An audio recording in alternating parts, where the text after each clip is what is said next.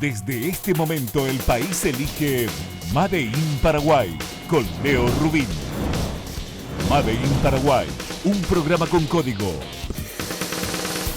Es presentado por Parque Serenidad, en armonía con la naturaleza. Universidad Privada del Guairá, el poder de la excelencia. Vertimine, tu compañero de viaje contra el vértigo, las náuseas y el mareo. Asismed, toda la vida.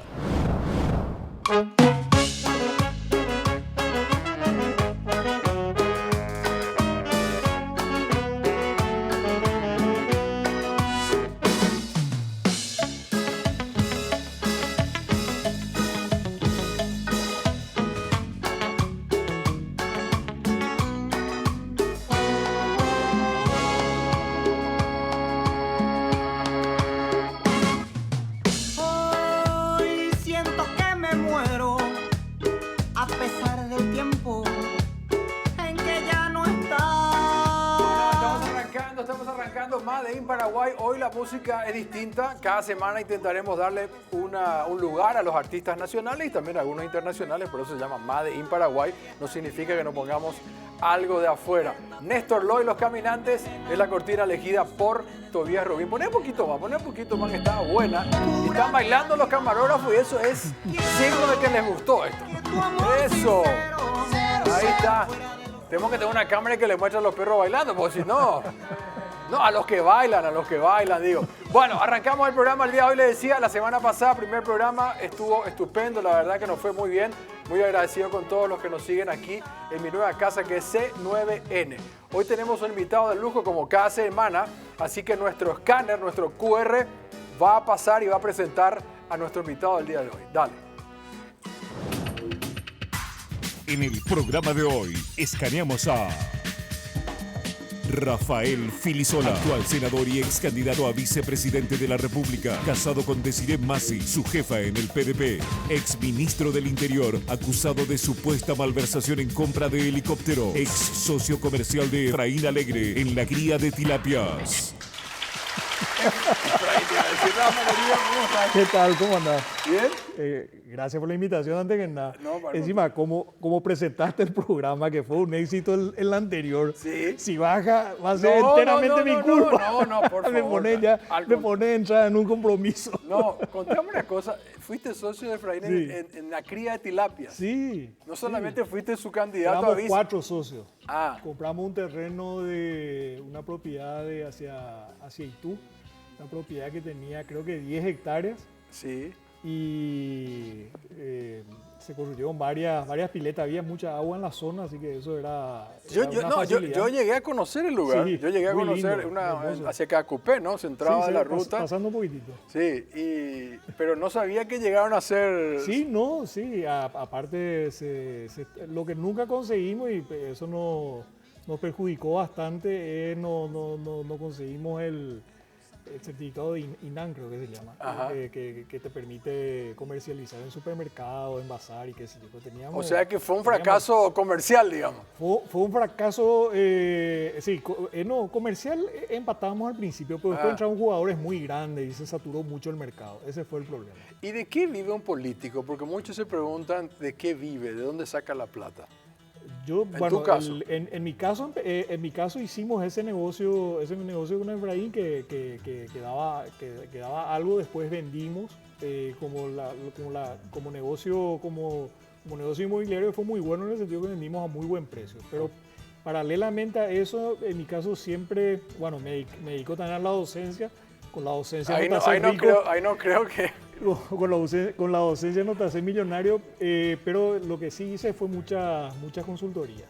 Muchas consultorías y trabajos para claro, porque recordemos que vos sos senador desde el año pasado, pero bueno, siempre fuiste un abogado prestigioso, hacías consultorías, trabajabas en eso, ¿no? Y me presentaba a cada concurso que había, o sea, me pasaba mirando el diario y había algún tipo de concurso, que normalmente esas consultorías sobre todo aquellas con organismos internacionales.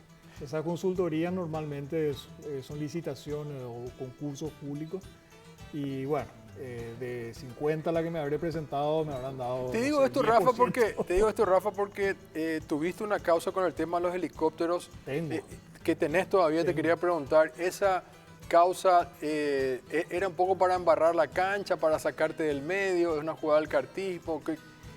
¿Cuál es el trasfondo? Era para amarrar la cancha porque presentaron, o sea, a ver, me presentan 2 años después de que yo dejé el ministerio, o sea, ya todo lo que pasó durante mi administración ya se había súper verificado. Y aparte lo que dijeron 2 años después, que se compraban helicópteros inservibles y esos helicópteros están funcionando hasta ahora. O sea,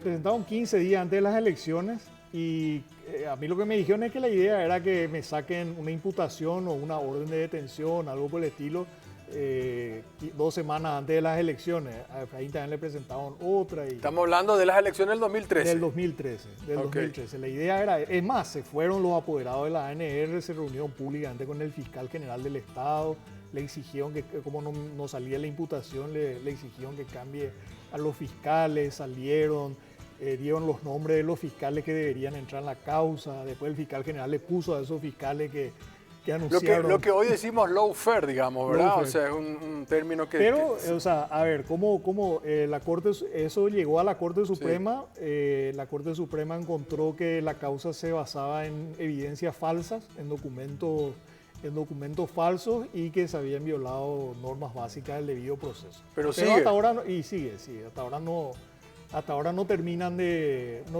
archivar. ¿Cómo tomaste, digamos, cuando te metieron en la misma bolsa de Hernán Rivas y Erico Galeano? O sea, también ahí hubo una intención de golpear, ¿verdad? Porque no tiene nada que ver lo tuyo, digamos.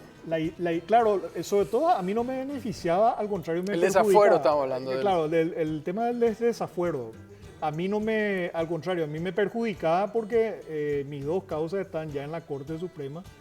Y, a ver, en una de las causas ya me habían sobreseído, en la otra causa ya se les sobreseyó prácticamente a todos. O sea, evidentemente lo que existe es un temor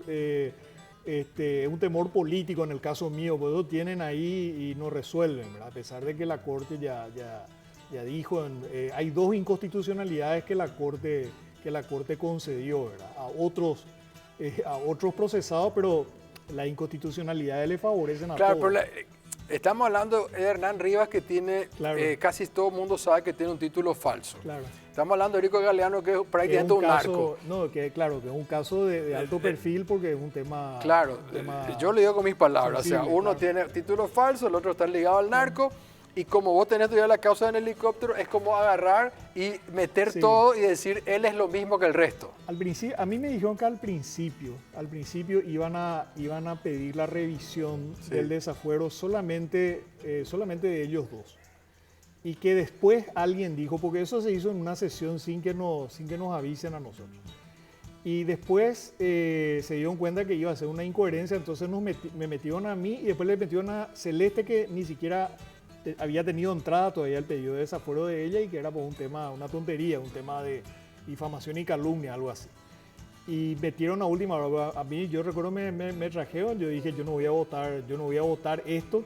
Se planteó, se cerró la lista de oradores, no pudimos hablar ninguno, votamos en contra, pero o sea, fue una cuestión totalmente... Por eso digo, era para seguir, meter la misma bolsa, digamos. Le salvamos a esto, pero también... Claro. Y hablando de Erico Galeano y recordando tu época de ministro del Interior, ¿cómo viste vos este proceso, digamos, de narcoestado que se está armando, digamos? Mira, o la penetración de tanto narcotráfico en figuras políticas. Yo te diría, yendo más atrás inclusive, cuando yo estaba en diputados, por ejemplo, mi primer periodo en diputados era impensable, ¿verdad? Que gente vinculada no solamente al crimen organizado, sino inclusive a hechos de corrupción. Era prácticamente impensable que se postule, que entre. Pero en el segundo periodo ya empezamos a ver que, por ejemplo, los administradores o empresarios que no siendo narcos necesariamente sí tenían vínculos con narcos, o que de repente eran los contadores o los abogados que tenían algún tipo de vínculo. Sí. Y ahí ya se encendieron las alarmas. Ya como ministros sí, ya vimos que personas muy vinculadas a estas organizaciones de repente estaban, y ya en los últimos 2 periodos inclusive se hicieron, en el periodo anterior se hicieron 2 comisiones bicamerales de investigación y salieron datos verdaderamente alarmantes. Pero ya yo te diría, mira, nosotros cuando nosotros tomamos el gobierno de la Alianza en el 2008, lo primero que hicimos fue traer a especialistas en crimen organizado y ya nos advirtieron que la situación estaba bastante crítica en el país y que iba a estallar en cuestión de tiempo. Mi papá siempre decía, a todos los ministros le decía, esto algún día va a ser Colombia, cuando eso era el mal ejemplo, ¿verdad? Hoy por ahí es más México. A nosotros nos decían, los especialistas en crimen organizado que trajimos, pues, yo tenía varios amigos y bueno, entre amigos y otras personas, nos decían, México en ese momento era México el país que llegó a una situación crítica, y nos decían, ahora es México, porque hace 10 años no hicieron lo que tenían que hacer. O sea, ustedes ahora están en la situación en que estaba México hace 10 o 15 años. O sea, a ustedes probablemente en estos 5 años al Hugo no le va a explotar, pero después ya es una cuestión de tiempo. Pero la cuestión se complica cuando llega Cartes. ¿Por qué se complica? A ver. Y cuando llega Cartes, básicamente le ponemos de presidente al frente de la seguridad del país y de la administración del país a una persona vinculada con una actividad criminal, que uno puede decir, a ver, lo que está demostrado es el tráfico de cigarrillos. Uno puede decir que el tráfico de cigarrillos no es lo mismo que el tráfico de droga. El tráfico de cigarrillos más lavado de dinero. Y cuando entras en lavado de dinero, bueno, el tráfico de cigarrillos mismo, vos tenés que las mismas rutas donde se trafica cigarrillos son las rutas también que usan los narcotraficantes. Pues si vos liberás una zona o si liberás una ruta, uno puede decir, a ver, yo libero solamente para cigarrillos o solamente para otro tipo de contrabando. O sea, liberás y liberás. Y lo mismo el tema del lavado de dinero. Llega un momento que vos no sabés si el dinero que estás lavando es para narcotráfico, es para, qué sé yo, un contrabandista promedio, o es para terrorismo. Por eso normalmente el enfoque, que es bastante duro, ¿verdad? Pero el enfoque contra el lavado de dinero, en el enfoque contra el lavado de dinero entra todo, entra armas, entra terrorismo, entra droga, contrabando. Cuando vos estabas de ministro, entraste en un Ministerio del Interior que estaba totalmente arruinado. Recuerdo que no habían balas, camionetas todas hechas perchas, sí. ni repuestos había. Sí. Mira, el gobierno de la Alianza, por eso yo le mido a los gobiernos posteriores con la vara del gobierno de la Alianza. Además, hay que recordar que nosotros teníamos ciertas previsiones en el programa de gobierno de la Alianza en cuanto a recursos económicos, pero nosotros tomamos en el 2008 en plena crisis financiera, o sea, eso cambió totalmente nuestras posibilidades. Pero con todo eso, fíjate que nosotros habíamos hecho una planificación a 5 años. Dijimos, bueno, a ver, tenemos 1000 agencias de policía en todo el país, porque eso es lo que hay, pero es que las patrulleras de Asunción no andaban. O sea, yo me acuerdo que le veía a los policías empujando para arrancar en bajada, o sea, ese tipo de cosas. Y además eran patrulleras viejas y de muy mala calidad, no aptas para el trabajo. ¿Y cuánto es el presupuesto del Ministerio del Interior? Así. El ministerio en esa época creo que era menos de 1 billón. Ahora es mucho más, no tengo en mente ahora. Pero ¿cuánto? Nosotros, un billón en esa época era menos de 1 billón, creo que eran 800.000 millones, algo así. Pero casi todo de guaraníes, casi todo en sueldos. Ahora, nosotros con muy poco dinero para inversiones, yo recibí con $3 millones para inversiones, algo así. Y ya lo primero que hicimos el mismo año fue, compramos con recursos propios del ministerio, compramos creo que 40 o 50 patrulleras, pero lo que nosotros nos trazamos en 5 años, qué sé yo, a los 2 años y medio nosotros teníamos ya patrulleras nuevas para todas las ciudades del país, para todas las comisarías del país. Logramos, creo que 1000...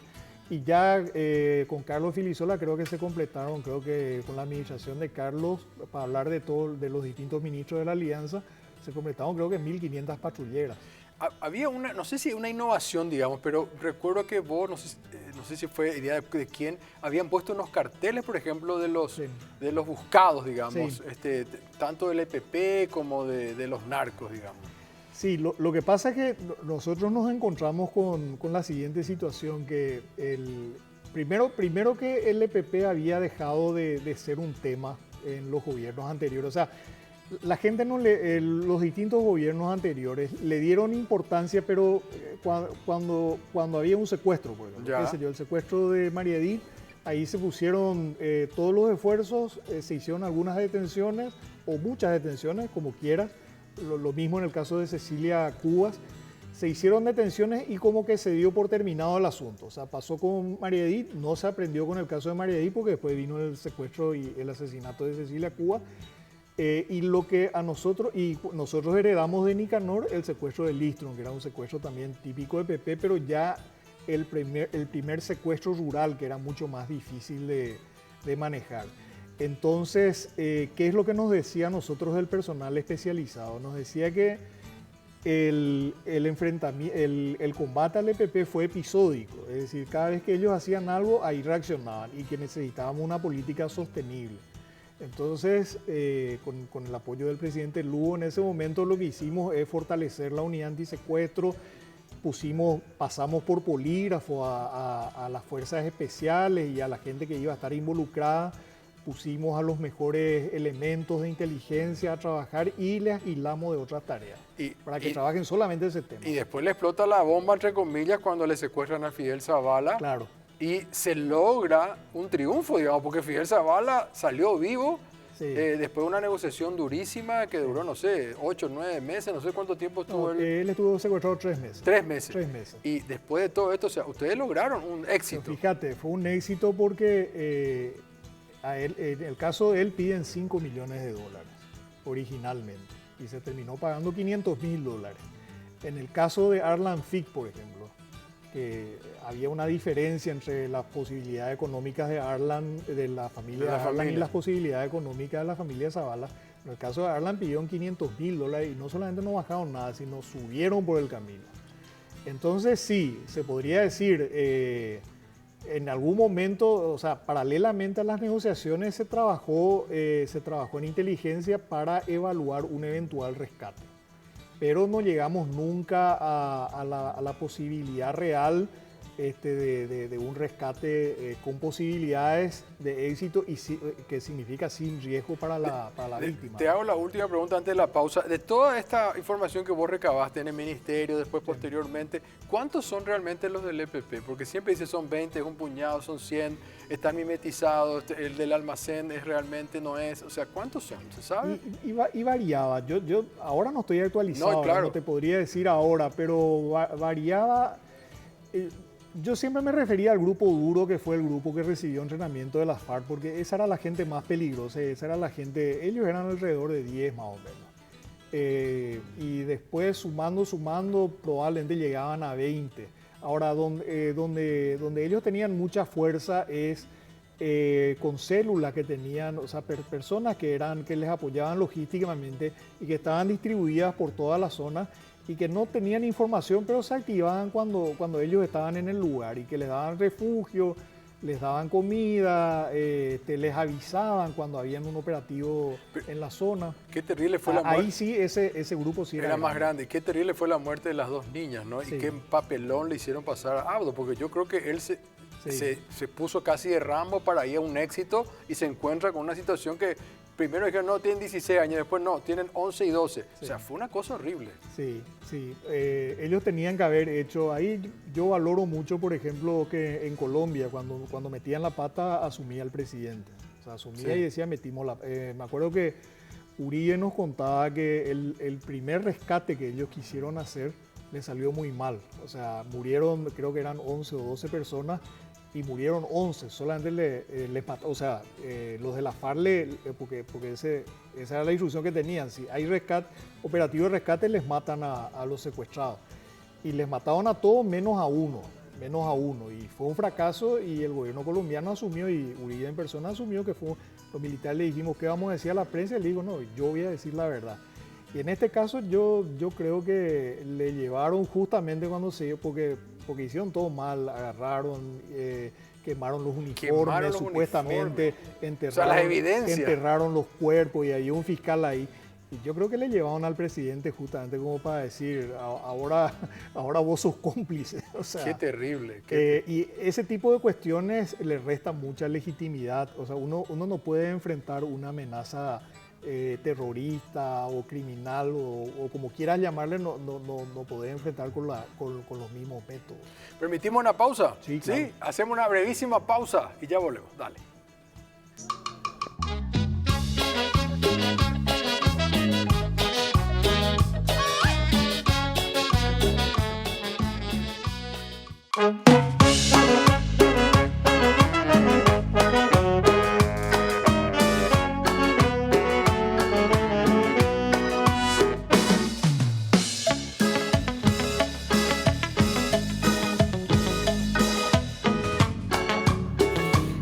Bueno, Pegadiza. sí, lindo tema, Néstor Loy, los caminantes. Mi querido Rafa, sé que no te gusta cocinar y Desiree tampoco cocina. No, Y no lo- es que no me gusta, no sé. Bueno, no sabes. Pero algunas cosas de repente intentamos con mi hija. No, con mi porque hija lo que Cori. quiero preguntarme es cómo sobrevivieron a la pandemia. Porque sé Delivery. que. No, pero no podías ir los primeros meses, era Y todo no, cerrado. Y mixto caliente, milanesa, esas cosas fáciles, pizza. Pero Desiree, nada. Sí, algunas cosas. ¿Sí? Pero yo más.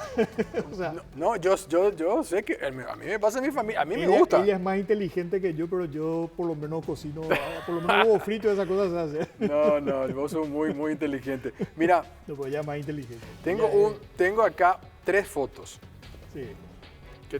que vos vas a ir destapando. Vamos a hacer así como si fuera un juego de cartas. Y después me vas a decir qué te dice cada foto. Ya, Elegí cualquiera, agarrá una una. en medio. A ver. ¿Qué cámara? A ver, ¿a quién le mostramos? A ver, ¿pero quién es? Ahí. Marito Abdo es. En las Mira, cataratas. che, no le reconocí. Mira, Marito, la pinta de Marito ahí. No, el tipo No. peló ahí una pinta de la gran Estaba flauta. medio oscuro. Ñembo, actor de cine, carajo. Mira, vos. Parece que es en las cataratas, no sé.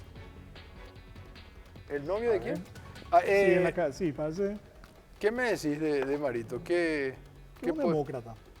Que es un demócrata y su gobierno empieza después del gobierno de Cartes donde se deterioró mucho la democracia. Y yo creo que él, o sea, si hay algo que se puede decir de su gobierno es que él por lo menos, no digo que haya mejorado la democracia en Paraguay, pero que él por lo menos no tuvo afán de perseguir y no tuvo afán tampoco de atentar contra la democracia. Un demócrata, así lo. Yo creo que es un demócrata. Dentro de lo que es el Partido Colorado, donde hay sectores claramente autoritarios y más todavía ahora, y sectores un poco más moderados, pero que están ahí en la zona gris. Dentro de eso, yo creo que él sí apostó por la democracia. Pero Dentro de los límites que tiene la democracia paraguaya. ¿Tenían ustedes, porque lo que se veía en el Senado ya había una relación, digamos, cercana con ustedes? Digo con ustedes porque siempre me refiero con el PDP, contigo, con Desiree, en algún momento Yucio. Y de hecho algunos terminaron formando parte, algunos dirían, hubo un chonguismo, a ese punto muy paraguayo. O sea, Sí. hubo gente del PDP que terminó en el gobierno de Mario. Bueno, realmente, a ver, la única persona del PDP que termina en el gobierno de Mario es Carlos Arregui. que él nos avisa, que aparte de un cargo muy, muy técnico, que él nos avisa, nos dice, mire, a mí me ofrecen este cargo, yo estoy preparado para este cargo, es algo que hice toda la vida. Pero no te llamó Marito a decir, mira que le quiero ofrecer a Arregui. No fue. Ahora, Yucio en realidad, Después salió, a pesar que yo le aprecio mucho a Arnaldo y yo creo que es muy injusto lo que le están haciendo, pero él, por ejemplo, nosotros, no te voy a decir que nos enojamos porque no es el caso, ¿verdad? Porque, cada En uno política no hay ese tema de- En política cada uno tiene derecho Claro. a hacerlas. Ahora, a nosotros nos decepcionó bastante que él no nos diga, ¿saben qué? Yo me voy a otro sector. O sea, como que quedó un poco, como que esperábamos que por lo menos nos encare y nos diga, me voy por esto, me enojé. O sea, que te enteraste por la prensa, más Claro, o menos. nos enteramos así, pero de todas maneras, digo, a mí Arnaldo me parece una persona sana Y esta persecución que está sufriendo me parece absolutamente Pero no metió la injusta. pata él cuando usó el auto de un narco. Él no fue naif, no fue tonto, no sé qué palabra usar. Yo creo que un ministro se tiene que cuidar muchísimo. Por eso. Yo creo que un ministro se tiene que, y yo creo que se descuidó. Ahora, eso no le convierte en un delincuente. No, pero Sí, creo que se. entonces creo fue que un se- boludo, porque si vos sos ministro del Interior y sabés que vas a usar un auto de una persona que... Ahora, él tenía, esta persona tenía un negocio legítimo de alquiler de autos. Tenía una persona. Sí, vos no lo harías. No, Ni yo. probablemente buscaría, qué sé yo, una agencia que conozco. Claro. Es más, cuando estábamos en campaña preguntaba de quién es el avión y qué sé yo. Por eso. Vos sabés y vos fuiste también Sí, candidato a vice. Sí, Compartimos. nos fuimos en Se el, compartió. sí, nos íbamos en el avión de Jaegli generalmente Claro. que él prestaba. Bueno, acá tenés otras dos fotos. A ver, ¿a quién le vamos a mostrar a vos? Ahí. Mira, no me gusta opinar de él porque ya no está. Lino Oviedo, estamos hablando de Lino Oviedo. No me gusta opinar de él porque ya no está, pero yo creo que es la primera persona que en democracia claramente atenta contra la prosecución, vamos a decir, del proceso democrático. Él es la primera persona, el segundo es Horacio Cartes. Cuando Los intentó dos. hacer el golpe. ¿O a qué te referís? No, yo creo que durante toda su... Sí, con el golpe del 90... El golpe del 96 ya es una consecuencia, o sea, una consecuencia de un militar interfiriendo Ah, vos en te decís, durante todo el proceso, digamos, durante todo el siendo proceso. general, ministro, claro, todo. Él encarna un sector que claramente planteaba un retroceso autoritario. Y eso dentro de un contexto, y lo mismo con relación a Mario, ¿verdad? Que yo reconozco que dentro de lo que es el Partido Colorado representa el sector más democrático y más dialogante, ¿verdad? A pesar de que uno pensaría que siendo hijo de quien fue secretario privado de Stroessner, pero bueno, yo creo que él tiene convicciones democráticas. Dentro de esto hay que decir que la transición paraguaya es muy particular porque el golpe contra Stroessner es un golpe no contra el poder, sino dentro del poder. No, y para conservar el poder. Entre los Es consuegros, más, digamos. La democracia que se instaura es una democracia muy limitada, porque era una democracia, Pero hablame de Lino. bueno, y en el caso de Lino es retroceder inclusive más.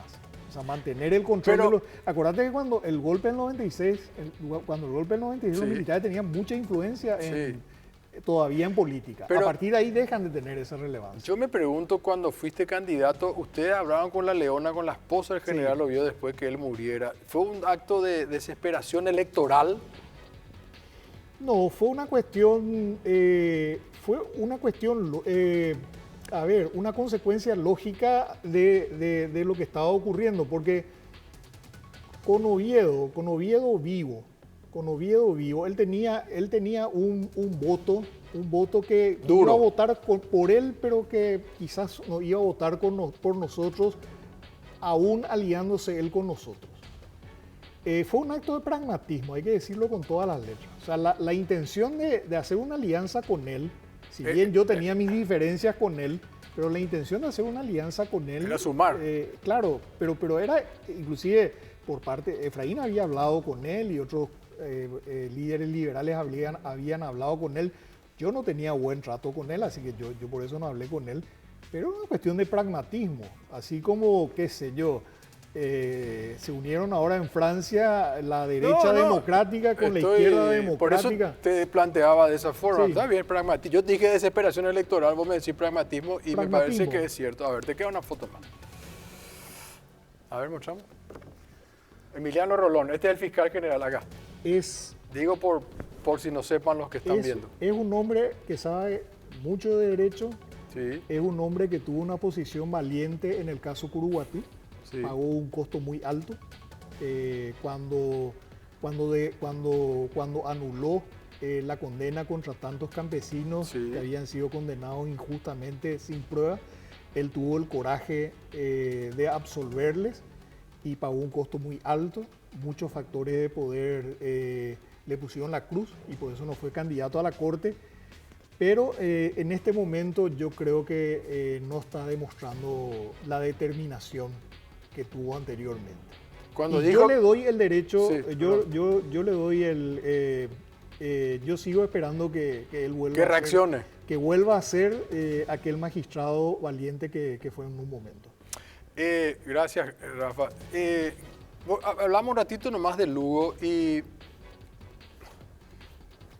nosotros tenemos un código QR, quiero contar a la gente que estamos poniendo en pantalla, que si ustedes escanean desde el celular, ahí está en pantalla, si ustedes acercan su teléfono al código QR, como en cualquier QR que ahora se utiliza, les va a llevar a nuestra página de YouTube, donde están todos los programas anteriores, pedazos más cortos, es decir, ustedes ahí pueden pasearse porque hoy en el mundo del on demand es muy importante, así que se pueden suscribir a nuestro canal de YouTube también, ahí está el código de barra. Hablamos de Lugo un ratito, yo tengo dos versiones, una que Lugo le sacó vos y a Efraín del ministerio porque ellos, en el anillo de Lugo sentía que ustedes haciendo ya proselitismo en función a la siguiente campaña. Y por otro lado que ustedes, tanto vos como Efraín, tenían información de que él quería la reelección. ¿Hay algo de esto o no? Mira, con relación a la reelección, yo sé que eso generó mucha molestia. Ahora, yo hablé cuando distintos referentes de la alianza empezaron a hablar de la reelección, yo hablé con Lugo y le pregunté si lo que estaban diciendo algunos compañeros y compañeras era algo que él planteaba o que él apoyaba o era cosa de ellos. Y él me dijo, yo no tengo nada que ver en eso, yo no... Porque yo le dije, pues mira, yo ya hablé, vos sabés, yo tengo una posición de antes de esto y bueno, y nos movilizamos cuando Nicanor quiso hacer esto, sería una gran incoherencia, así que yo obviamente voy a hablar en contra y sí, no hay ningún problema. Pues sí, yo creo que más lo segundo, yo creo que se desató por parte de algunos sectores, se desató como una interna prematura dentro de la alianza. Y algunos nos vieron a Efraín y a mí como potenciales candidatos.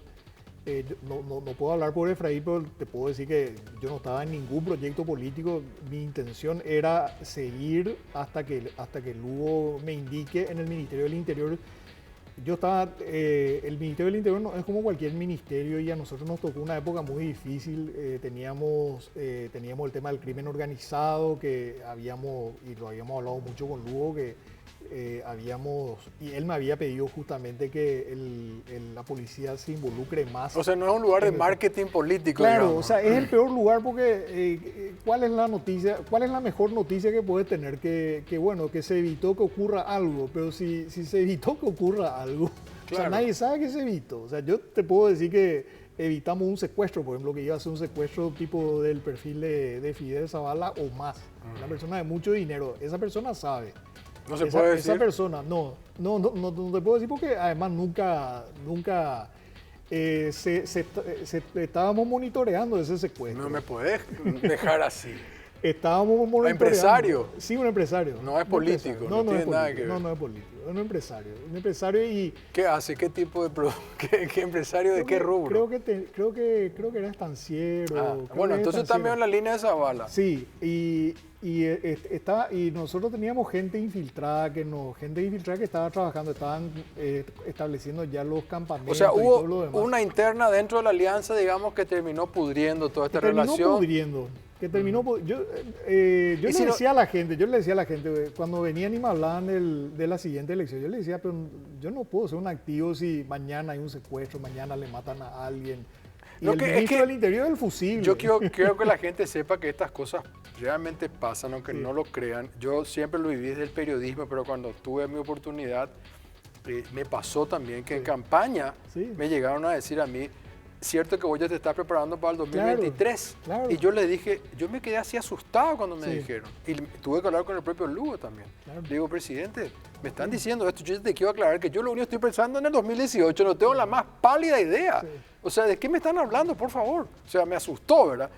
Sí. Bueno, hablando de Lugo, recordar que vos entraste como ministro, tuviste que dejar el Senado. Sí. O sea, vos tuviste un acto muy valiente porque te quedaste en bola después. Sí.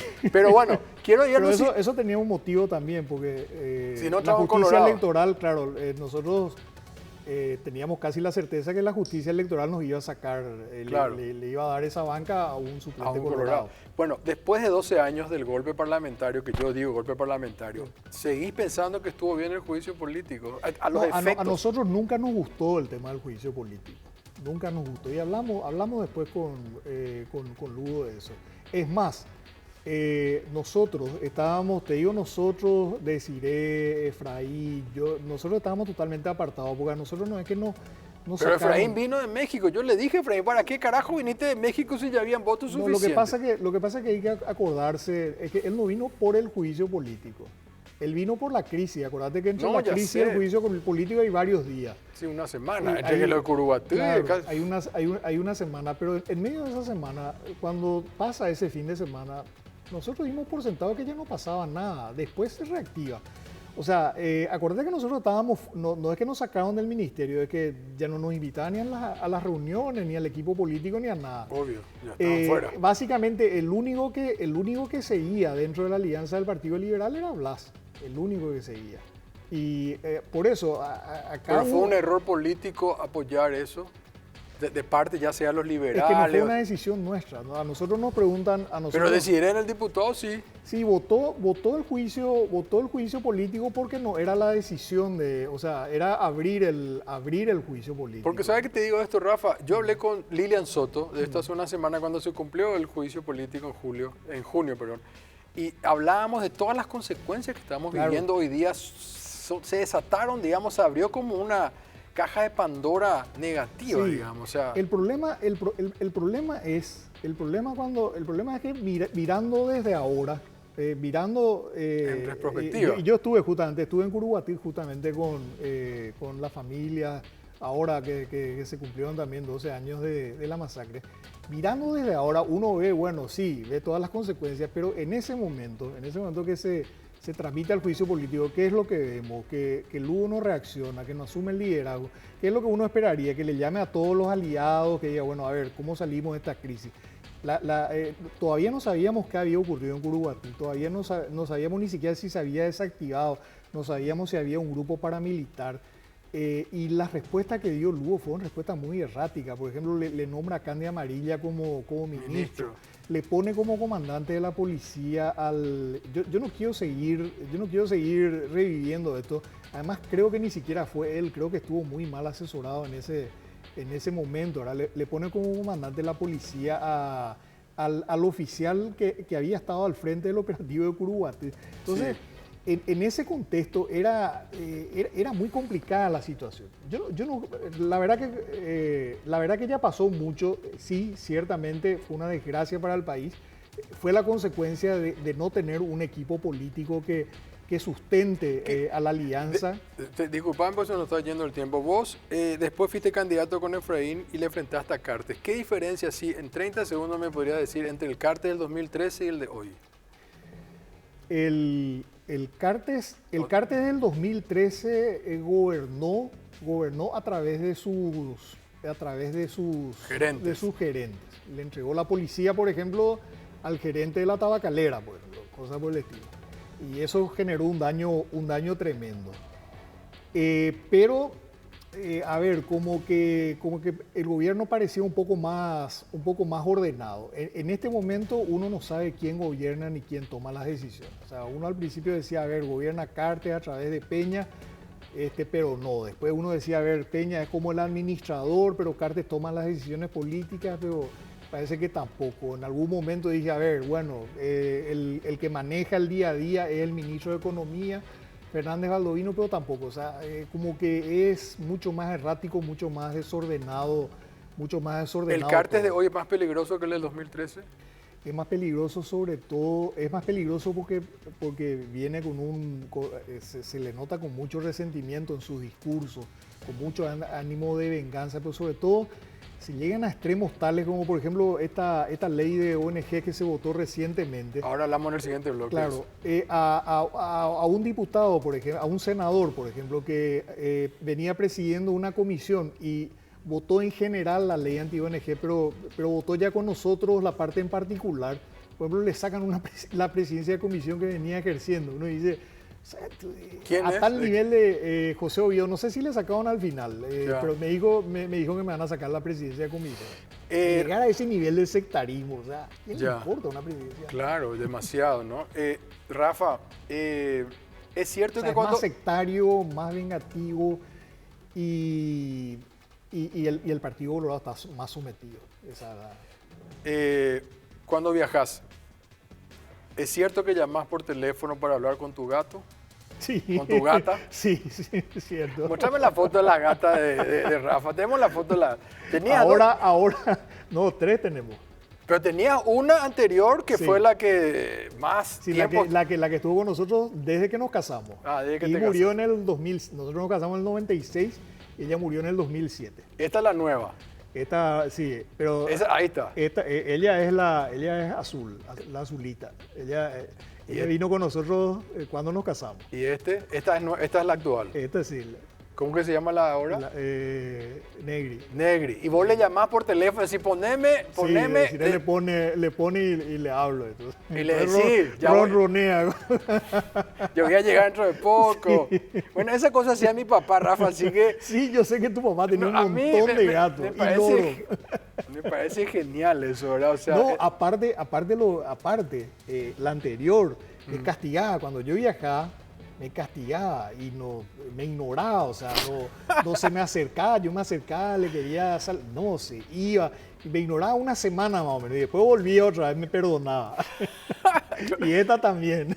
las relaciones con nuestros bichos, nuestros animales son geniales. Rafa, querido, gracias por venir. No, un gusto, muy contento. Muchas gracias, muchas gracias. Pero antes que te vayas a la cámara, a Sí. esta cámara, Sí, ¿qué le decía decir más? Y decirle algo a tu esposa. a decir más, sí. Sí.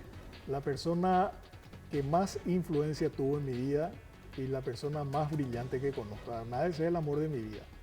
Excelente, excelente declaración. Gracias, Rafa. Pausa pequeñísima y ya volvemos. Dale, dale.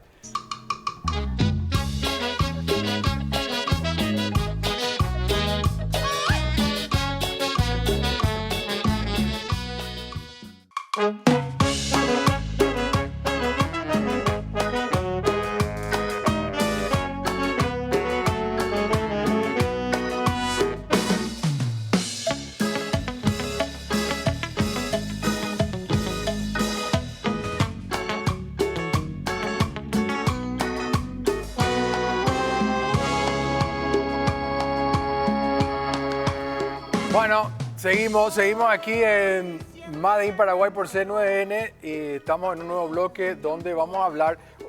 Muchas personas y algunas no tanto, seguramente siguen el caso de las ONGs, un tema que se está tratando en el Parlamento, que ya tiene media sanción. Entonces nosotros queremos hablar un poco de qué hacen estas organizaciones de la sociedad civil.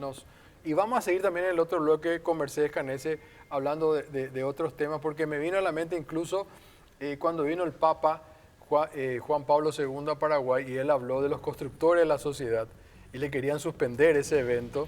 Así que después vamos a contar eso en el próximo bloque. Pero aquí yo tengo a 3 mujeres capísimas y voy a empezar por Rosa María Ortiz. Hola Rosa, ¿cómo estás? Hola Leo, gusto de estar acá.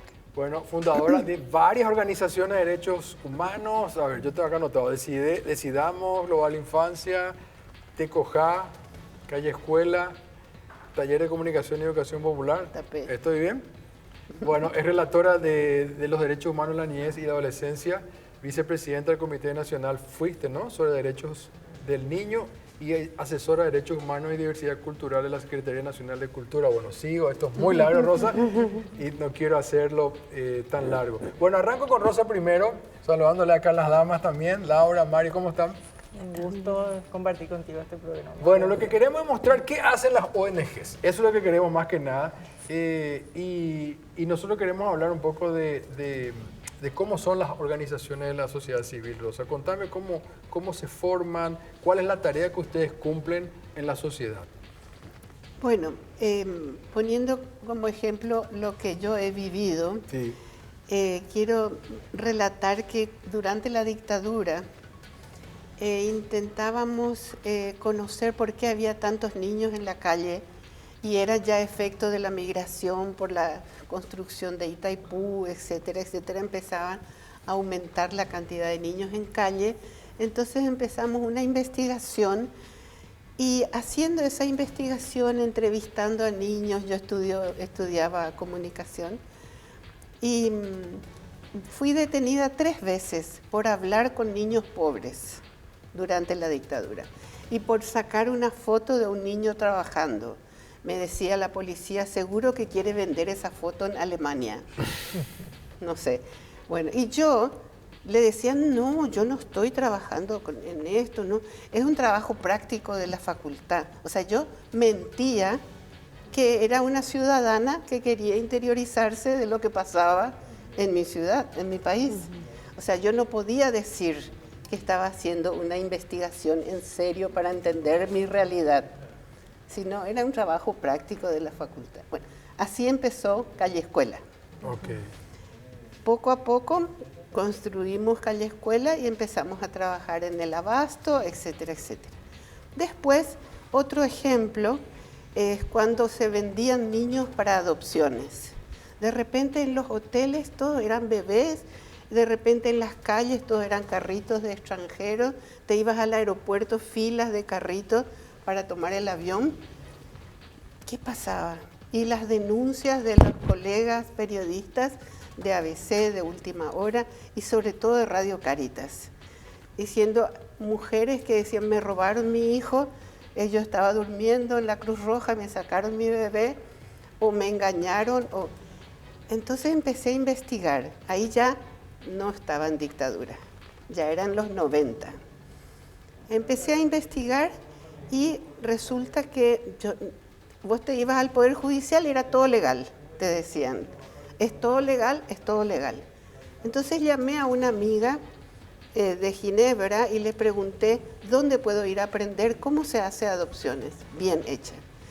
Y después me contestó, en Porto Alegre hay un juez, Marcel Hope, que hace perfectas adopciones de acuerdo a la Convención de Derechos del Niño. Entonces tomo un colectivo, me voy a Porto Alegre, aprendo en una semana. Paso 1, paso 2, paso 3. Primero hay que ver la identidad del niño, asegurar quién es su madre, quién es su padre. Después, si quiere o no puede esa madre quedarse con el niño. Una cosa es si quiere y no puede, y otra es que no quiere. Claro. Entonces, tratar de entender cuál es la situación. Y en tercer lugar, la adopción como lo mejor para ese niño. Primero la nacional, después la internacional. Con esa información yo vuelvo, compro un fax, porque aprendí eso en Porto Alegre, y convoco a una concentración de personas por una ética en las adopciones. Ni siquiera ahí utilicé todavía por los derechos del niño en las adopciones, porque no me salía todavía. Yo justamente quería aprender cómo poner en práctica lo que estaba estudiando, que eran los derechos de los niños. Pero me salía aprender de memoria sin entender la utilidad. Entonces, esa era la ocasión en que yo podía aprender cómo utilizar los derechos para resolver problemas. Y funcionó. Fuimos al Parlamento, trajimos a personas del Convenio de la Haya, vino el juez de Porto Alegre, capacitamos tanto a periodistas como a parlamentarios durante una semana. Te interrumpo ahí porque eso es algo que te iba a preguntar, tiene que ver con cómo inciden las organizaciones en políticas públicas. Y por eso, digamos. justamente, ¿cómo no vamos a incidir si para eso está el gobierno, para resolver nuestros problemas? Y si son nuestros problemas como sociedad, ¿cómo no nos vamos a preocupar por incidir para que esos programas sean efectivos? Exacto. Primero para que existan y después para que cumplan el objetivo, ¿verdad? Y esto, el resultado fue que con Elba Recalde, fue la senadora que mejor nos atendió, y con ella se logró parar la venta de niños de adopciones internacionales, se ratificó el Convenio La Haya y al año siguiente se aprobó la ley de adopción. Y se terminó esa venta de niños para adopción. O sea que es un ejemplo clarísimo de cómo desde una organización de la sociedad civil hay una incidencia para, en este caso, que no ocurra esa venta de niños que era como un mercado, digamos, ¿no? Y otro ejemplo rápido, para darle la palabra a las compañeras, el tercer ejemplo es el de las CODENIS. Habiendo entendido la Convención de Derechos del Niño y mirando nuestra realidad, nosotros, aparte de la Dirección General de Menores que daba permiso para viajar y atendía algunos casos judiciales, no había instancias que se ocupen de la niñez en todo el país. Entonces aprendimos y trabajamos para que se crearan en cada municipalidad una instancia, una consejería. No le quisimos llamar defensoría, porque no es cuando el niño ya está en problemas que hay que atenderlo. Hay que atender para que no caiga en problemas, para fortalecer su comunidad. Entonces ahí ayudamos a crear las CODENIS. Y cuando pretendíamos que en el Código de la Niñez se incluyera un modelo descentralizado de atención, nos decían, pero estamos en Paraguay, no en Suecia. Aquí las municipalidades no sirven para nada. Nosotros trabajamos primero con 1, con 10, con 30. Cuando eran 60 municipalidades, las trajimos al Parlamento a una audiencia y no pudieron más que reconocer. O sea que las CODENIS hoy están gracias también a ese trabajo. Sí, 60 municipalidades trabajaron con nosotros, una ONG Global Infancia, y después de eso entró como parte del Código de la Niñez. Fabuloso. Y por ejemplos. Último, sí, pero quiero poner uno último que tiene que ver con algo reciente. El gobierno de Santiago Peña, este presidente, se lució ahora hace poco en el Mercosur con un tema relacionado a la ruta bioceánica y no me acuerdo cómo se llama. Pacto de municipios de la ruta bioceánica. Pacto de municipios de la ruta bioceánica. Sí. Contame qué es este pacto. Bueno, y vos sabés que un amigo mío me pidió que le ayudara con la ruta bioceánica porque él estaba trabajando con las municipalidades en Brasil, pero en Paraguay había venido 3, 4 veces y no lograba nada. Como tengo 2 hijos antropólogos, les pedí que me ayuden a ir al Chaco a conocer Carmelo Peralta y Pozo Hondo. Bueno, hice eso, me fui, conocí, como dice Paulo Freire, conocer para transformar, ¿verdad? Me fui, conocí, entendí, y casualmente estaba leyendo El País de España y he visto que no sé en qué país de África se había hecho un pacto de municipios para tal cosa, y me encantó la idea. Entonces yo dije, ¿por qué no hacer un pacto de municipios de la ruta bioceánica?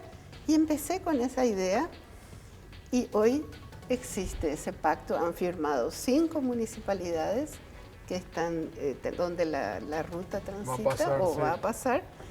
Y ellos nos pidieron que no sea solo contra la trata de personas, que era mi preocupación, porque van a haber 1.400 camiones que van a transitar de ida y vuelta.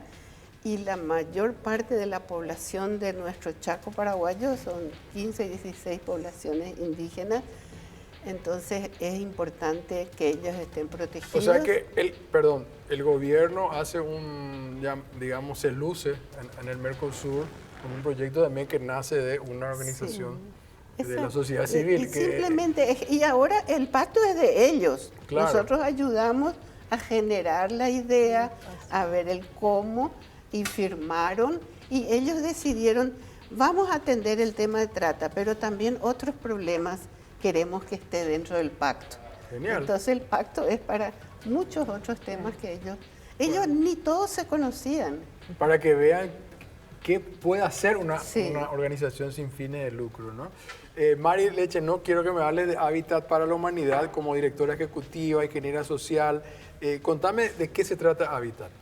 Hábitat es una organización que nace casi hace 50 años ya en los Estados Unidos, con esta visión del hábitat y la vivienda.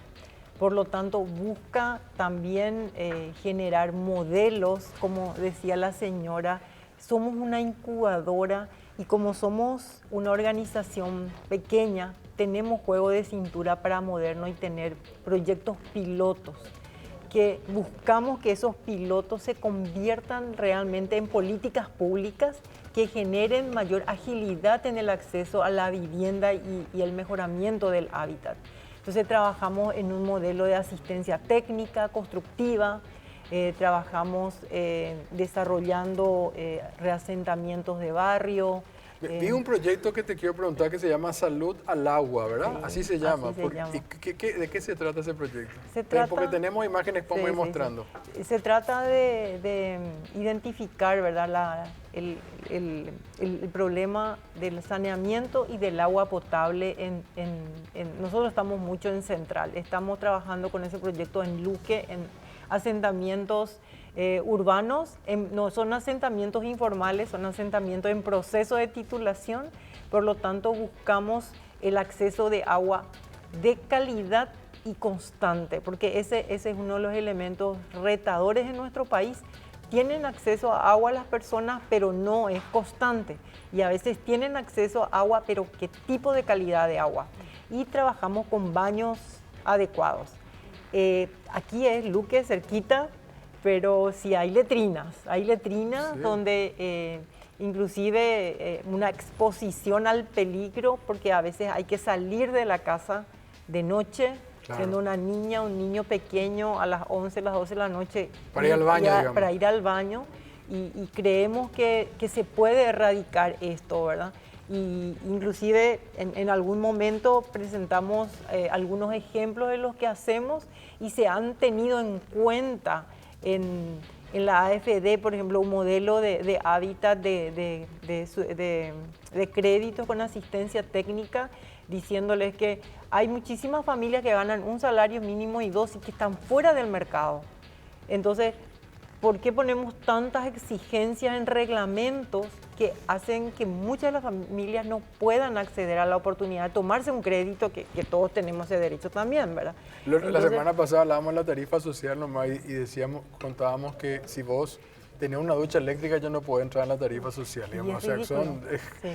Y había otro proyecto que me gustó mucho que es Mujeres Construyen. Sí. Contame de ese proyecto. Mujeres Construyen busca realmente crear las condiciones adecuadas para el acceso a una vivienda adecuada de una cantidad grande en Paraguay, que tenemos mujeres que están solas, ¿verdad?, con sus hijos, buscando salir adelante.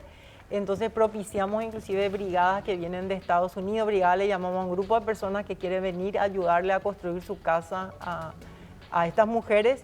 Entonces hacemos como una semana de construcción con alguna mujer que se postule a ese proyecto, y de alguna manera tratamos de subsidiar una parte de lo que va a costarle la casa, la construcción de la vivienda, donde ella también se involucra el voluntario, y se va abaratando también así el costo total de la vivienda. Son modelos de inclusión a personas más vulnerables. Las mujeres a veces somos las que tenemos la responsabilidad mayor de salir a trabajar y hacer el cuidado de la casa. Entonces hay esa responsabilidad, no es solamente del uso del tiempo, sino financiero. Entonces creemos que tienen que haber negocios que puedan ayudarle a la mujer a incluirse dentro del mercado con algunas diferenciaciones, porque no somos todos iguales y a veces queremos hacer algo igualitario a todos. Mejor es mirar con una mirada de equidad más que igualdad, ¿verdad? Porque cuando queremos igualarle a todos, siempre queda alguien por fuera, ¿verdad? Y creemos que en Paraguay las mujeres toman un rol protagónico de sacar a la familia adelante, de sacar el hogar adelante. No solo en Paraguay, me acuerdo del Banco de los Pobres y sí, todo esto, claro, que era espectacular. El Banco de Temas Financieros, ahora Fundación Capital. Laura Morínigo, ¿cómo está? Gracias por tenerme, estoy súper bien. Directora de Alianza Estratégica de Economía, estoy leyendo acá economista y máster en desarrollo económico, entre otras cosas. Contame de la Fundación Capital, porque usted trabaja en el tema financiero que es fabuloso. Sí, bueno, nosotros somos una organización internacional en el área de desarrollo y lo que buscamos es promover la ciudadanía económica de todas las personas a nivel global y también a escala. Entonces, ¿qué quiere decir eso? que tenemos oficinas en 19 países, América Latina, el Caribe, África también. Y un poco específicamente acá en Paraguay venimos trabajando hace un poco más de 7 años y hemos logrado implementar más o menos 25 iniciativas, trabajado con 300.000 personas. Usamos mucho la tecnología. Hacen como una especie de como educación financiera, digamos. Exacto, exactamente. Y que nos enseñan en la escuela, ¿eh? Porque sí. el otro día estábamos hablando de eso en mi familia, nos vemos que en la escuela se hable mucho de la educación financiera, digamos. Bueno, de hecho que sí, en la currícula del MEC, por lo menos la última vez que vi, está como materia optativa, la educación financiera. Bueno, nosotros formamos parte también de la construcción de esa currícula en algún momento. Pero bueno, como es, al ser optativa también, bueno, depende mucho, entiendo yo, de los recursos y demás, ¿verdad? Pero bueno, sí, trabajamos mucho educación financiera y sobre todo también trabajamos con la tecnología. O sea, en realidad tenemos 3 ejes de trabajo. Uno es la inclusión económica, otra es la inclusión financiera y otra es la inclusión digital. Entonces, a partir de esos 3 ejes de trabajo, vemos que naturalmente terminamos trabajando mucho con las mujeres, así como decía también Mari, terminamos trabajando con las mujeres porque son las mujeres también las que están en mayor estado de vulnerabilidad y tienen menores oportunidades económicas. Entonces, trabajamos sobre todo para fortalecer los emprendimientos de las mujeres a través, por ejemplo, de habilidades para la vida, trazarse metas personales y también para el negocio, elaborando presupuestos, incluso haciendo costeo de los insumos para sus emprendimientos y potenciar sus ventas, ¿verdad? Y es todo que es eso, una manera, pero sí. a la hora de, ¿no es cierto? Como de, ¿cómo decirlo? Como igualar con una empresa, porque cuando uno hace una empresa dice, bueno, ¿cómo es un plan de negocio? Presentame esto. Y bueno, el plan de negocio hay que hacerlo hasta la mínima escala, ¿verdad? Porque uno puede decir, yo quiero empezar teniendo mi, no sé, mi carrito de ventas de lo que sea, y tengo que saber a dónde me estoy metiendo, dónde voy a sacar la plata, cómo voy a pagar, cuáles son los insumos, cuánto me cuesta. O yo nomás digo, no, va a salir 2.000 nomás la empanada y después no me alcanza para ni siquiera hacerlo. O estoy perdiendo con ese precio que yo fijé, ¿verdad? Por eso. Y realmente no sé si es que soy competitiva o no en el mercado, por más de que eso sea, en mi mercado, sea mi comunidad, sigue siendo un pequeño mercado. Y así como decís, o sea, es básicamente traer un plan de negocios a una micro realidad. Claro. Y bueno, y nosotros lo llamamos perfil de negocios. Y hay una aplicación que tenían que me gustó mucho de educación financiera. No, es como, no me acuerdo cómo que se llama. Se llama Aptitude. Aptitude. Se llama Aptitude y más allá de ser solamente educación financiera, también lo que trae es como esto de habilidades para el negocio, cómo elaborar presupuestos, porque podemos hacerlo de manera presencial, y lo hacemos de hecho, pero también al tener una herramienta a través de una tableta que llega por primera vez a las manos de estas mujeres, a sus hogares, tiene también otro tipo de impacto, ¿verdad? Y a través de Aptitude también se incluyen otros temas, como por ejemplo el tema de resiliencia. ¿Qué pasa cuando hay shocks externos, por ejemplo? Y eso de alguna manera impacta en tu microemprendimiento. O sea, ¿cómo reaccionar ante eso?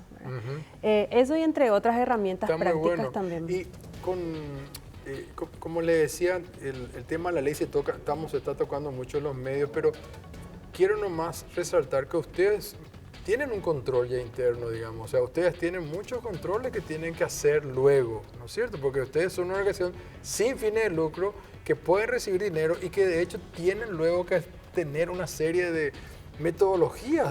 Y en el caso de algunas organizaciones internacionales todavía ya tienen estándares que cumplir más altos. Tenemos como 70 políticas, 70 antitratas, el tema del lavado, exacto, ética, conflicto de intereses, o sea, sin fin, ¿verdad? Y todo desde el momento que nos constituimos como una asociación en el país, porque así estamos constituidos, tenemos que tener un estatuto, tenemos asambleas, tenemos socios, tenemos categorías de socios, hay una junta directiva que todos son voluntarios, nadie cobra nada ahí. Entonces, desde el involucramiento de la sociedad hace posible construir un mejor país. El Estado solo no puede, nadie puede solo. Entonces, las organizaciones sociales lo que buscan es entender los saberes de todos, juntar consejo y poder producir una transformación desde las necesidades sentidas de cada poblador que mora en un país. Entonces, eso es lo que buscamos las organizaciones sociales, construir juntos, trabajar juntos. Y tampoco están en contra de la transparencia, al contrario. A nosotros nos reexigen, o sea, estamos felices, queremos siempre mostrar lo que hacemos, queremos que vengan a auditarnos. Claro. En Habitat tenemos como 3 a 4 auditorías al año. Sí, igual la Habitat Internacional nos audita, acá nos auditan también. Y si vamos a trabajar con un organismo como el BID o la USAID, ellos vienen a hacernos auditorías a ver si tenemos todo en regla, si estamos evadiendo algo, si estamos... Todo nos controlan y nos hacen un check, o si no, un no check. Entonces, nosotros nos gusta la transparencia, nos gusta la auditoría, porque la auditoría hay que tenerle miedo. Nos ayudan a mejorar, nos ayuda porque nadie es perfecto. A veces uno hace cosas y no se da cuenta, entonces una auditoría lo que te ayuda es a que vos hagas mejor, entregues mejor el servicio por el cual estás existiendo, ¿verdad? Bueno, lo que queríamos mostrar nosotros en este espacio es un poco el trabajo, porque son no sé cuántas ONG y organizaciones hay, ¿verdad? O sea, son... Muchísimas, no sé. No sé si son más de 1000, pero son muchas, Rosa, y esa contribución que hacen y todo ese trabajo que estamos comentando aquí, solamente estas 3 organizaciones o algunas más son demasiado importantes. Yo hablaba con la gente de Fe y Alegría, no pudieron estar acá, una de las hermanas estaban en un retiro, o sea, quise traer a más gente también para mostrar, pero bueno, me gustaría que un poco que cierre este espacio, Rosa, con alguna... Sí. Antes, Leo, sí. Me gustaría nomás compartirte lo que dijo alguna vez un economista que me gustó muchísimo del modelo de funcionamiento de Paraguay versus nuestros vecinos. En Paraguay la gente no espera que el Estado le dé cosas, se autogestiona y si no va a tener que comer sale y hace lo que sea. Entonces no estamos esperando que alguien venga a solucionarnos. Los modelos de los vecinos siempre esperan que el Estado le dé. Entonces sigamos construyendo un Paraguay con este modelo de autogestión, de ayuda mutua y de solidaridad, que es lo que nos distingue. Si no, es un modelo paternalista que no queremos, porque nadie puede mantener, ni nosotros a nuestros hijos tienen que irse y hacer su vida, ¿verdad? O sea, ese es el modelo y es lo que nosotros desde las organizaciones sociales, y me gustó mucho lo que decía este economista respecto al modelo de por qué hay tantas manifestaciones, tanta protesta, y en Paraguay trabajamos y nos valoran mucho por ser tan trabajadores todos, ¿verdad? Quiero sumar nomás ahí que eso que dice Mari me parece importante porque también demuestra que el trabajo de la sociedad civil se da en conjunto. O sea, no funcionamos solos ni solas, tenemos trabajo en territorio, tenemos trabajo con actores locales, trabajamos entre nosotros las organizaciones, trabajamos con el sector académico, con el sector público, o sea, creo que acá todas coincidimos de que para lograr las metas que tenemos como organización, sí o sí necesitamos trabajar en alianza para poder lograrlo, ¿verdad? Sí, entonces eso también me parece fundamental decir. Rosa, querida. Bueno, creo que los 3 ejemplos muestran que una sociedad organizada puede ser más útil para los programas gubernamentales que se requieren justamente para dar respuestas a la sociedad. Los derechos humanos son esenciales para saber cuáles son esas necesidades elementales que no se puede descuidar y ahí la sociedad civil organizada tiene que estar apoyando. Nadie está en contra de los controles ni de la transparencia. Ya existe hoy, quizás puede mejorar. Lo que no tenemos que aceptar es una represión, es volver hacia lo que era la dictadura. Eso es lo que no tenemos que aceptar. Pero nadie está en contra de controles y transparencia. Así es. Bueno, muchísimas gracias a estas damas por estar con nosotros aquí en Made in Paraguay. Vamos a hacer una breve pausa y después de la pausa Mercedes Canese nos va a contar por qué no hay tren en Paraguay, por qué no funciona el tren, por qué hay en Bolivia, en Argentina, en Chile, en Perú, por qué no tenemos tren en Paraguay. Después de la pausa.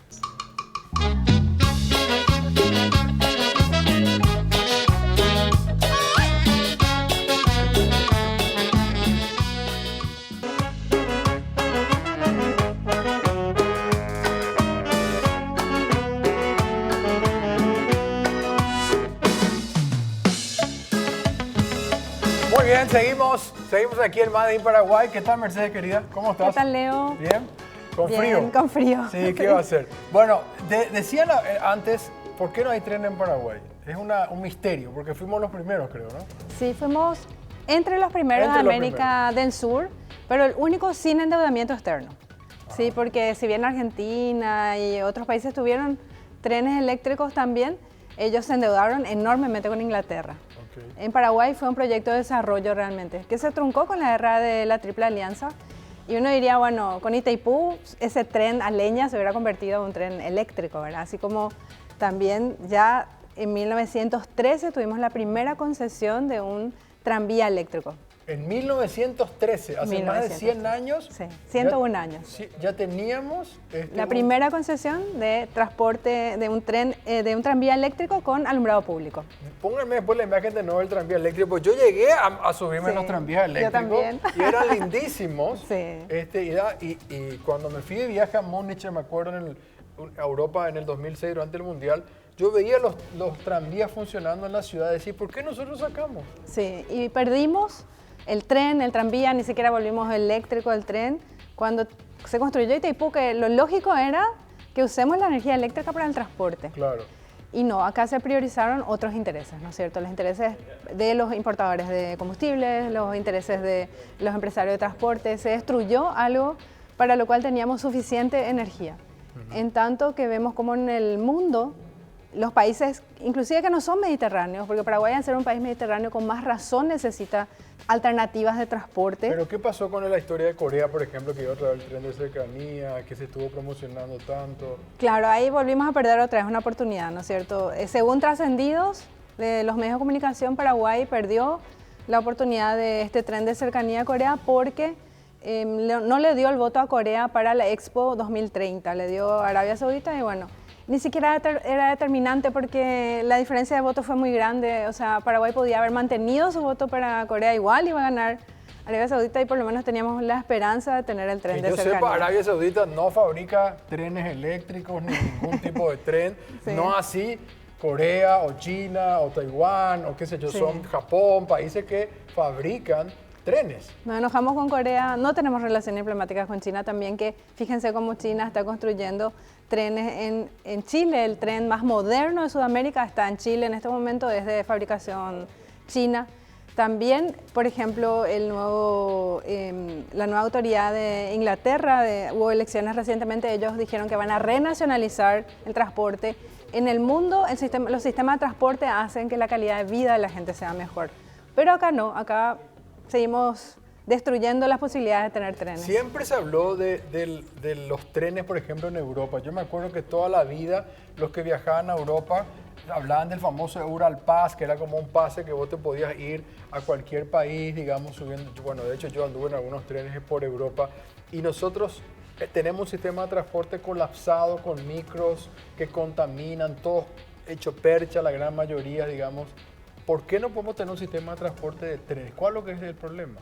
Y el problema es que priorizamos los intereses particulares, no el interés general, y no tenemos ni siquiera en cuenta las necesidades de nuestro país. Y así, nos enemistamos con gobiernos que pueden ayudarnos a construir un tren, como pasó con Corea. No tenemos relaciones con China, que es el primer país en el mundo en ferrovías de trenes de alta velocidad. Creo que ya tiene 4 veces más que lo que ya tiene Europa, digamos, todo el continente. Algo así, era una cifra así. Sí, es increíble. Impresionante. Como uno de los países que menos trenes rápidos tiene en este momento es Estados Unidos, por ejemplo. ¿verdad? Claro. China le está realmente ganando la carrera de los trenes rápidos a todo el mundo.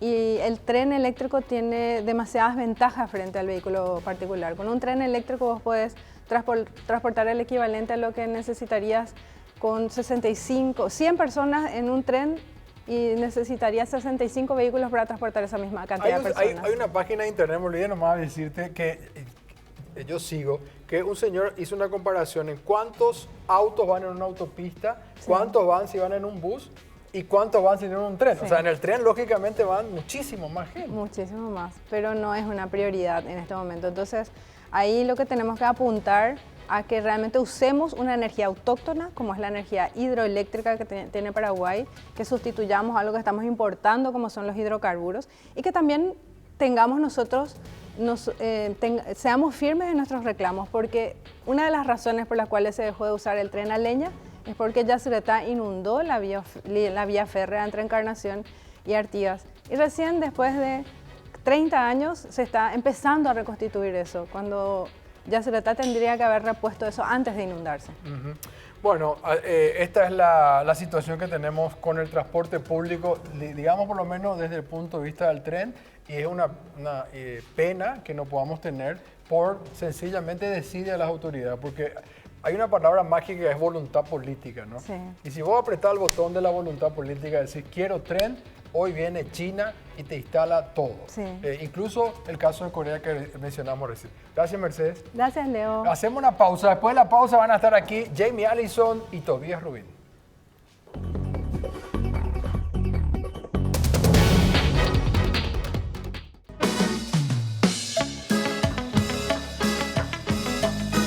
Bueno, buenísimo, Néstor Lo. ¿Cómo está Jamie Allison? Feliz cumpleaños de la semana. Tuvimos cumpleaños. Tobías Rubin. La gran cumpleañera Jamie Allison. Muchas gracias, chicos. Muchas gracias por la recepción, la buena onda. Saludos también a Mariana, que somos parte del grupo de las cancerianas. Ustedes son de todo Agarramos julio. Todo julio. Cancer season. Sí. Qué pucha. Bueno, contame sobre el frío. Te seguimos hablando del frío. Conte que vos estás... Estoy abrigada. ¿Estás abrigada? Bueno. Relativamente, ¿te parece? Te da frío, ¿verdad? A mí me da frío. Te da frío todavía. Yo tengo un abrigo HR, por ejemplo. Este es HR. De Humberto Rubin. Ese es el abrigo de tu abuelo. Mira vos, sentí la HR. Sí. Tiene el olor a su colonia todavía. Qué lindo. Qué divino. Bueno, el frío. En Paraguay entró con todo. El día más frío fue el día miércoles. Ajá. Ese miércoles 10, día del cumpleaños, que yo por lo menos estoy acostumbrada dentro de todo. Sí. Pero realmente en la República del Paraguay hizo muchísimo frío. La Secretaría de Emergencia Nacional llegó a rescatar a muchísima gente. Estamos hablando de 60, 70 personas aproximadamente, solo acá en el refugio de la Costanera. Y estamos hablando de temperaturas bajas de 0 grados, sensaciones térmicas de menos de 0 grados, o sea, 1, 2, incluso hasta 3 grados menos. El miércoles peló. El miércoles y ese fue el día más frío, según nos cuenta Jamie, digamos, de este año, de este año ya, sí, lo dijo la gente del Servicio Meteorológico Nacional. Me hace acordar, y tu papá siempre hablaba de 0 bajo 0, porque él le sacó ese dato a una señorita que conocemos también, ¿verdad? Le mandamos un abrazo del 0 bajo 0, un frío de aquellos realmente. Pero cuando uno dice mucho frío en la República del Paraguay, quieren ver lo que pasa al otro lado del mundo, allá en el norte mismo. Mira esta foto. ¿A dónde nos va a llevar esta historia? Uy, este lugar se llama... Qué lindo, me fascina. ¿Verdad que es precioso? Hermoso. Menos 48 grados. Ah, no, ella... 48 grados bajo cero. Estamos hablando del lugar que está cerquita 48. Que está cerquita del Polo Norte ya prácticamente. Es un poblado, un archipiélago realmente de Noruega. Se desprende de lo que es el continente. No es para uno. No. Bueno, a ver. Me dejaste ahí picando. ¿Cómo está? Y si te la dejé ¿Cómo se llama el lugar? Svalbard. Este lugar recibe mucha, digamos, plata en todo caso, ingresos por el tema de minería, pero también el turismo. O sea, hay muchísima gente que va hasta Svalbard a sentir los 40... Bueno, hay unas auroras boreales impresionantes, alucinantes, pero pasan muchas particularidades, digamos, en este lugar tan alejado del mundo. ¡Qué frío! Que hace muchísimo frío. ¿Está prohibido morir? Por ejemplo. ¿Cómo que está prohibido morir? Está prohibido morir. Para nacerlo ahí tenés que irte hacia el continente, digamos, para dar a luz en el hospital. Mira que tienen hospitales, tienen escuelas, tienen de todo, ¿verdad? Pero no hay una maternidad, por ejemplo. O sea, nacer ahí no está, digamos, acorde. Sí, pero morir directamente está prohibido. ¿Cómo se va a prohibir morir? Explíqueme cómo se puede ver. Y lo que pasa es que el suelo tiene un permafrost. O sea, el suelo está congelado desde hace millones y millones de años. Claro. Entonces, todo lo que vos entierres se queda espectacularmente así por 100 años, 200 años, se queda bien, digamos, ¿verdad? O sea que si te entierran vas a quedarte prácticamente... congelado, ahí. Y el peligro es un deshielo o algo que pase efectivamente donde el momento de calor, ya de hecho en ese lugar, los virus, ¿verdad? Que le han matado a mucha gente, etcétera. Por ejemplo, en el año 1900, finales de los años 90, estuvo un grupo de científicos en el lugar, desenterraron a las personas que estaban intactas, encontraron la peste negra. Claro. O sea, los virus todavía estaban, digamos... Si se derrite puede ser un problema. Puede llegar a ser un problema y a partir de ahí, claro. efectivamente, ser un problema para todo el mundo. De todas maneras, ese fondo me encanta porque yo veo películas en las plataformas. Me encantan las películas nórdicas, Islandia. Hay una de Alaska que está en HBO muy buena. Y me fascina este lugar, digamos, este paisaje, digamos. Pero de verdad recibe muchísimos turistas, estamos hablando de que la gente va desde esquiar a te cuento algo, vivir Jamie. esa sensación de Los jugadores de España para la Eurocopa termina el partido y se meten en una cámara criogenética de como 50 grados bajo cero de una manera... Y hablando de fútbol, ¿qué tenés vos, Torre? Sí, yo quiero hablar de la selección francesa. Francesa, sí. A ver qué pasa. Porque generalmente los futbolistas se alejan, se abstienen a opinar sobre política, pero en este caso los franceses y sobre todo su máxima figura, que es Kylian Mbappé, su capitán, se pronunció al respecto e incentivó a los jóvenes a salir a votar, y sobre todo para que la extrema derecha, liderada por Marine Le Pen, se puede decir. Muy bien, qué nivel el francés. Para que la extrema derecha no se imponga en las elecciones, y consiguieron su objetivo. ¿Cómo es el apellido? Marine Le Pen. A mí no me hace. Je suis. Y con Mbappé, con Tchouaméni, Jules Koundé, también estaba Konaté, todos. O sea, las máximas figuras se unieron y dieron un buen mensaje de que los jóvenes salgan a votar. Aprovecharon su influencia, su visibilidad pública para que los jóvenes salgan a votar y luchar contra esta candidata que era todo lo que no representaban ellos. Claro, hay posturas todavía, y bueno, Jamie sabe también, muy anti-inmigrantes, ¿no? Sí. Sobre todo en Francia y zonas, y de todas maneras casi 30 diputados o diputadas de la agrupación de Le Pen lograron entrar, que si uno les busca en sus redes sociales puede encontrar las barbaridades que dicen en contra, sobre todo de inmigrantes del África, muchos son de países árabes, o sea, realmente muy fuertes, ¿verdad? Isabela es una santita al lado de... no. Sí, por supuesto. Y salió... ¿Podemos apoyar este extremismo? Dijo en algún momento este caballero que lo tenemos ahí detrás. Mbappé, sí. ¿No podemos apoyar esto que es de extrema derecha? Dijo, estoy en contra de los extremos, los que dividen. Hay jóvenes que se abstienen. Quiero hacerles llegar este mensaje. Su voz sí cambia las cosas. Y recuerden que tenemos un código QR que vamos a poner en pantalla para la gente que quiera. Ahí está en pantalla. Agarra el teléfono así, miren. Agarra así el teléfono, escaneas, ¡tuc! Y te lleva a nuestra página de YouTube. Y apretá ahí el botón de suscribir. Y apretá, bueno, logró el efecto porque se fueron los jóvenes, se movilizaron y la agrupación de Le Pen quedó en tercer lugar cuando se pensaba que iba a ser la primera fuerza. La primera fuerza y conseguir la mayor cantidad de escaños. Sí. Y en realidad fue la izquierda y después seguido por el centro. Por los conservadores centro, que son del equipo, vamos a decir, una alianza con los macronistas. A mí me encanta porque en Francia hay un título que le ponen a esto que le llaman cordón sanitario. El cordón sanitario contra la ultraderecha. Funcionó. Ojo que no quiere decir que perdieron, porque ganaron más diputados. Sí. Lo que no lograron es ser la primera fuerza. Que Macron le nombra a uno de ellos como el cabecilla. Le tiene que nombrar como el primer ministro. Sí. Y en la semana Jamie había presentado, creo, un material donde aparecía Maradona, Sócrates. Hablando justamente de esta influencia que tienen muchísimos deportistas y hablando de la historia, un poco de lo que ha sucedido previamente. Recordemos un poco el caso de Sócrates, ¿verdad? Sí, con Corinthians. Exactamente, con la democracia corintiana, creo que le habían llamado en su momento, ¿verdad? Y ellos propiciaron de alguna u otra manera también la llegada de la democracia. O sea, estaban votando absolutamente por todo. Cómo va a ser las líneas, cómo va a ser la defensa, cómo van a atacar. Todo dice como tal. Tanto votaban así para absolutamente todo que cuando iban de viaje, dice, hasta votaban si se iban a bajar a hacer pipí en algún lado o no. Brutal. O sea, re democrático era todo. Demasiado democrática era este grupo corintiano, digamos. Y después ellos también influenciaron en Brasil, digamos, la llegada de la democracia, así como la música en Brasil, que no vamos a menoscabar eso. Claro. Pero también en Argentina hay personajes tan importantes y metidos en la política, como el caso de Maradona, que también en su momento recorrió, ¿verdad? Bueno, ya por nos tenemos que ir, pero tenemos que recordar que aquel gol del 86 de Maradona y aquella eliminación de los ingleses tenía mucho que ver con la guerra de las Malvinas, era como sacarse encima todo eso y decir, bueno, aquí estamos también. Antes de eso dijo en el 83 Alfonsín, yo voy a votar por Alfonsín. Lescano Alfonsín. Hoy en día, por ejemplo, Lisandro Martínez, que es uno de los referentes de la defensa de la selección, también se pronuncia al respecto. O sea, hasta hoy Argentina tiene ahí sus referentes que abiertamente toman posición. Lástima que Neymar le apoyó a Bolsonaro en su momento, pero bueno. Nos vamos. Jamie Allison, Tobías Rubín, hasta la próxima semana. Con más Made in Paraguay. Chao. Made in Paraguay con Leo Rubín. Made in Paraguay, un programa con código. Fue presentado por Parque Serenidad, en armonía con la naturaleza. Universidad Privada del Guairá, el poder de la excelencia. Vertimine, tu compañero de viaje contra el vértigo, las náuseas y el mareo. Asismed, toda la vida.